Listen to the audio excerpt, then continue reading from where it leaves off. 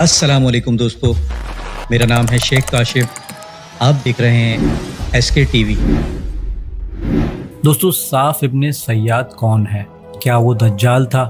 صاف ابن سیاد کا معاملہ اسلامی تاریخ اور احادیث میں ایک پراسرار نازک موضوع رہا ہے۔ کئی صحابہ اکرام نے اس کے بارے میں تحقیق کی اور نبی کریم صلی اللہ علیہ وسلم نے بھی اس کا مشاہدہ کیا۔ کیا وہ دجال تھا یا محض ایک جھوٹا اور فتنوں کا باعث بننے والا شخص؟ آج کی اس ویڈیو میں ہم ابن سیاد، جسے دجال بھی سمجھا جاتا تھا، اس کے بارے میں تفصیل سے جاننے کی کوشش کریں گے۔ دوستو، دجال کا ذکر قرآن کریم میں براہ راست نہیں کیا گیا، لیکن اس کی صفات اور اس کے فتنے کی طرف اشارہ ضرور ملتا ہے۔ احادیث میں نبی کریم صلی اللہ علیہ وسلم نے دجال کی صفات بیان کی ہیں۔ دجال سب سے بڑا فتنہ ہوگا۔ نبی کریم صلی اللہ علیہ وسلم نے ارشاد فرمایا، قیامت سے پہلے کوئی فتنہ دجال کے فتنے سے بڑا نہیں ہوگا۔ اسی طرح دجال کی نشانیوں کے بارے میں کچھ یوں ذکر فرمایا گیا ہے۔ وہ ایک آنکھ سے کانا ہوگا۔ دجال مدینہ اور مکہ میں داخل نہیں ہو سکے گا۔ دجال لوگوں کو دھوکہ دینے کے لیے جھوٹے معجزات دکھائے گا۔ دجال کو اللہ سبحانہ و تعالی ایک خاص مدت تک زندگی دے گا۔ دجال کا فتنہ 40 دنوں تک جاری رہے گا، جن میں اس کا ایک دن 1 سال کے برابر، اس کا دوسرا دن 1 مہینے کے برابر، اس کا تیسرا دن 1 ہفتے کے برابر، اور باقی دن عام دنوں کی طرح ہوں گے۔ دجال کو حضرت عیسیٰ علیہ السلام ہلاک کریں گے، جیسا کہ حدیث پاک میں ہے۔ عیسیٰ ابن مریم دجال کو لط کے مقام پر قتل کریں گے۔ اب دوستو، صاف ابن سیاد جسے دجال سمجھا جاتا تھا، صاف ابن سیاد کے متعلق سب سے زیادہ تفصیلات صحیح مسلم، صحیح بخاری اور دیگر احادیث کی کتابوں میں موجود ہے۔ اس کا اصل نام عبداللہ بن سیاد تھا۔ وہ مدینے کے ایک یہودی گھرانے میں پیدا ہوا اور اس میں کچھ غیر معمولی صفات تھیں، جیسے وہ کچھ پوشیدہ باتوں کی خبریں دیتا تھا۔ وہ دعویٰ کرتا تھا کہ اس کے پاس خاص علم ہے۔ اس کے کچھ جملے عام انسانوں جیسے نہیں ہوتے تھے۔ دوستو، ابن سیاد کا نام صاف بن سیاد تھا۔ وہ مدینہ منورہ میں رہتا تھا اور لوگوں میں یہ مشہور تھا کہ اسے ایسی باتوں کا علم ہوتا تھا جو عام لوگ نہیں جان سکتے۔ بعض لوگ کہتے تھے کہ وہ مستقبل کی پیش گوئی کر سکتا تھا، دوسروں کے خیالات پڑھ سکتا تھا اور وہ پوشیدہ باتیں جاننے کی صلاحیت رکھتا تھا۔ یہی وجہ تھی کہ مدینے کے لوگ اس سے خوفزدہ رہتے تھے اور اسے شک کی نظر سے دیکھتے تھے۔ کچھ لوگوں کا ماننا تھا کہ اس پر جادو کے اثرات تھے اور اس کی باتیں غیر معمولی لگتی تھیں۔ یہ خبریں تیزی سے مدینے میں پھیلنے لگیں اور لوگ خوف و ہراس میں مبتلا ہو گئے۔ جب نبی کریم صلی اللہ علیہ وسلم کو اس کے بارے میں معلوم ہوا تو آپ صلی اللہ علیہ وسلم نے حضرت عمر اور چند صحابہ اکرام کو ساتھ لیا اور ابن سیاد سے ملنے کا ارادہ فرمایا۔ نبی کریم صلی اللہ علیہ وسلم اور حضرت عمر ابن سیاد کو دیکھنے کے لیے روانہ ہوئے۔ جب آپ صلی اللہ علیہ وسلم اس کے قریب پہنچے تو وہ ایک جگہ بیٹھا تھا۔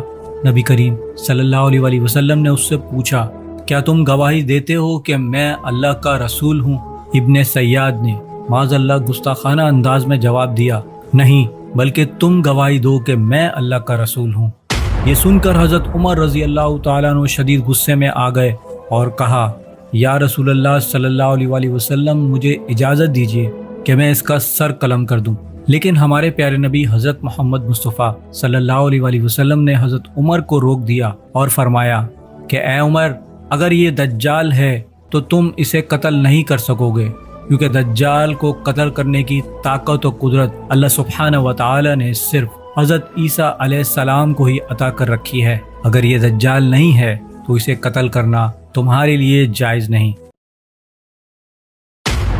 دوستو، ویڈیو میں رکاوٹ کے لیے معذرت چاہتا ہوں۔ اگر آپ یہ میسج اسکپ نہیں کیجیے گا، مجھے آپ دوستوں کی سپورٹ کی سخت ضرورت ہے۔ میرا یہ چینل بھی یوٹیوب کی اسٹرائک کی وجہ سے ہمیشہ کے لیے بیکار ہو گیا ہے۔ وجہ ایک بار پھر رمضان میں غزہ پر ہونے والی ایک خبر بنی اور میں نے بھی ایک بار پھر ہار نہیں مانی اور ایک نیا چینل شیخ کاشف ٹی وی کے نام سے بنا لیا ہے۔ مجھے آپ دوستوں کی سپورٹ کی بہت ضرورت ہے اور جو بھی میرے اس پیغام کو دیکھ رہا ہے، میری ان سے گزارش ہے کہ میرے نئے چینل شیخ کاشف کو لازمی سبسکرائب کر لیجئے۔ چینل کا لنک نیچے ڈسکرپشن میں موجود ہے۔ پلیز مجھے سپورٹ کیجیے تاکہ میں ایک بار پھر دین اور دنیا میں ہونے والے واقعات پر نئی ویڈیو آپ کے لیے بنا سکوں۔ ویڈیو کا بقیہ ایسا دیکھیے۔ جزاک اللہ خیر۔ حضرت عمر رضی اللہ تعالیٰ عنہ خاموش ہو گئے، مگر ان کے دل میں بدستور شک اور پریشانی موجود رہی۔ ابن سیاد کے بارے میں کئی اور واقعات بھی مشہور ہیں جو اس کے پراسرار ہونے کو مزید تقویت دیتے ہیں۔ ایک مرتبہ نبی کریم صلی اللہ علیہ وسلم نے اپنے دل میں ایک خاص بات سوچی اور ابن سیاد سے پوچھا کہ وہ بتائے کہ نبی صلی اللہ علیہ وسلم نے کیا سوچا ہے۔ ابن سیاد نے آدھا جواب درست دیا۔ نبی کریم صلی اللہ علیہ وسلم نے ارشاد فرمایا، بس تم اس سے زیادہ نہیں جان سکتے، مگر تم میں کچھ شیطانی اثرات ضرور موجود ہیں۔ یہ بات صحابہ اکرام کے لیے مزید حیرت کا باعث بنی۔ کچھ عرصے بعد ایک سفر کے دوران حضرت ابو سعید خدری رضی اللہ تعالی عنہ اور ابن سیاد کا آمنا سامنا ہوا اور ابن سیاد نے انہیں بکری کا دودھ پیش کیا، مگر حضرت ابو سعید خدری نے انکار کر دیا کیونکہ وہ اس سے دور رہنا چاہتے تھے۔ ابن سیاد نے افسردہ ہو کر کہا، لوگ کہتے ہیں کہ میں دجال ہوں، کیا تم نے نبی کریم صلی اللہ علیہ وسلم کی وہ حدیث نہیں سنی جس میں دجال کی 3 نشانیاں بیان فرمائی گئی ہیں؟ دجال کی کوئی اولاد نہیں ہوگی، اس کی ایک آنکھ خراب ہوگی اور وہ مکہ اور مدینہ میں داخل نہیں ہو سکے گا۔ اللہ کی قسم، میں مدینے میں پیدا ہوا، میری اولاد بھی ہے اور میں یہیں رہتا ہوں، یعنی مدینے میں، پھر میں دجال کیسے ہو سکتا ہوں؟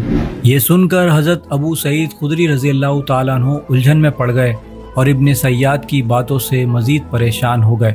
دوستو، ابن سیاد کا آخری انجام بھی پراسرار ہی رہا۔ بعد میں جب مسلمانوں اور کفار کے درمیان ایک بڑی جنگ ہوئی تو ابن سیاد بھی اس میں شریک تھا، لیکن حیرت انگیز طور پر نہ وہ جنگ میں مارا گیا اور نہ ہی اس کی لاش کہیں ملی۔